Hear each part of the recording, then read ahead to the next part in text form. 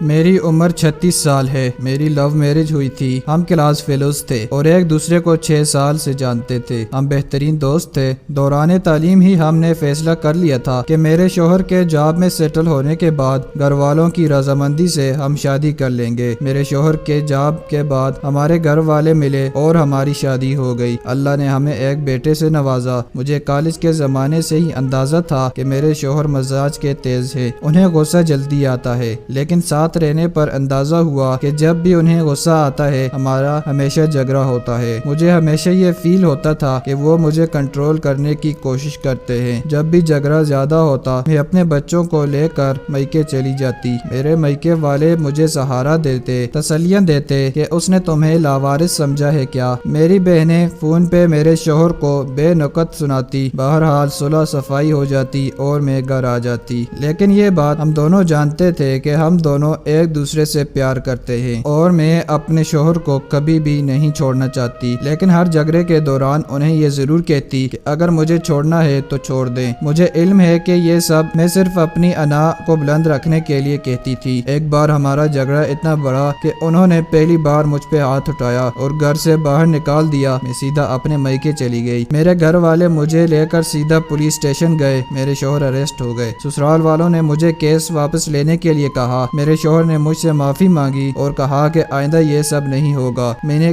Case واپس لے لیا اور واپس اپنے گھر چلی گئی۔ 3 ماہ بعد ہمارا پھر سے جھگڑا ہوا اور میں ہمیشہ کی طرح بچہ اٹھا کر اپنے میکے چلی آئی۔ 2 دن بعد مجھے خبر ملی کہ میرے شوہر اسپتال میں ہیں۔ میرے گھر والوں نے مجھے مشورہ دیا کہ مجھے انہیں دیکھنے کے لیے جانے کی کوئی ضرورت نہیں، بلکہ میری بہنوں کا کہنا تھا کہ یہ سب ڈرامہ ہے، تمہیں ایموشنلی بلیک میل کرنے کے لیے وہ 1 ہفتہ اسپتال میں رہے۔ نہ میں ملنے گئی اور نہ ہی کال کی۔ کچھ دنوں بعد مجھے طلاق کا سمن ملا۔ مجھے طلاق نہیں چاہیے تھی۔ مجھے اپنے شوہر سے محبت تھی۔ میں اپنے گھر خراب نہیں کرنا چاہتی تھی، لیکن میری انا آڑے آ رہی تھی۔ مجھے لگا کہ طلاق کا منع کر کے میں نیچی ہو جاؤں گی۔ میں نے انہیں کال کی کہ جب چاہیں طلاق لے لیں، میں بھی اس جہنم میں نہیں رہنا چاہتی۔ کورٹ میں ہمارا کیس آسانی سے نمٹ گیا۔ میرے شوہر نے میری ساری ڈیمانڈز، بچے کی کسٹڈی اور خرچہ دینا قبول کر لیا۔ ان کا کہنا تھا کہ وہ میری سب باتیں ماننے کے لیے تیار ہیں، انہیں صرف طلاق چاہیے۔ اس طرح جولائی 2009 میں میری طلاق ہو گئی۔ میرے شوہر نے کچھ عرصے بعد دوسری شادی کر لی۔ اس کے بچے بھی ہو گئے، لیکن میرے بچے سے ملنے اکثر آتے ہیں، اس کی ہر ضرورت کا خیال رکھتے ہیں۔ بچے کا خرچہ مجھے پابندی سے ملتا ہے، بلکہ میرا گزارا بھی انہی پیسوں سے ہوتا ہے۔ میں اپنے بچے کے ساتھ میکے میں رہتی ہوں۔ میرے تمام بہن بھائی اپنی اپنی زندگی میں خوش ہیں۔ میری وہ بہنیں جو خود فون کر کے میرے شوہر کو باتیں سنایا کرتی تھی، وہ اب مجھے مورد الزام ٹھہراتی ہیں۔ مجھے اب احساس ہوتا ہے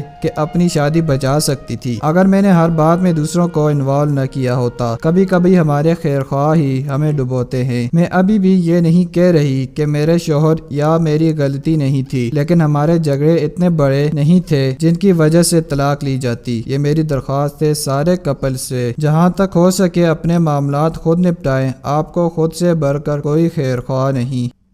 پیارے دوستو، اگر ویڈیو پسند آئی ہے تو لائک ضرور کر دیں، اور اگر آپ میرے اس چینل پر نئے ہیں تو چینل کو سبسکرائب ضرور کر دیں۔